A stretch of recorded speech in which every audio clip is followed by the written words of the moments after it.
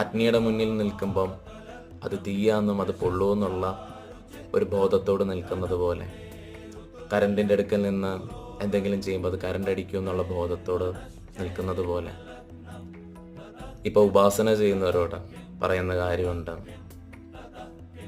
നമ്മൾ എത്രത്തോളം വിനയം ആ ഒരു ഡിവൈനുമായിട്ട് കാണിക്കുന്നു, അത്രത്തോളം നമ്മുടെ ശ്രദ്ധ കൂടുകയാണ്. നമ്മുടെ അർപ്പണഭാവം എത്രത്തോളം കൂടുന്നു, അത്രത്തോളം ഗുരുതത്വത്തിൻ്റെ ഊർജം കയറുകയാണ്. ഗുരു ഒരു കുണ്ടലിനി കടാക്ഷമാണ്, കുണ്ടലിനി ചൈതന്യമാണ്. ഗുരുവിൻ്റെ ഊർജം ശിഷ്യനുമായിട്ട് അലിഞ്ഞിരിക്കുന്നതാണ്.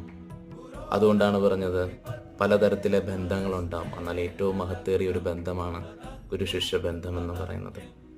ഗുരുവായിട്ട് അലിയുകയാണ്, അത് തന്നെയാണ് സമാധിയായി തീരുന്നത്.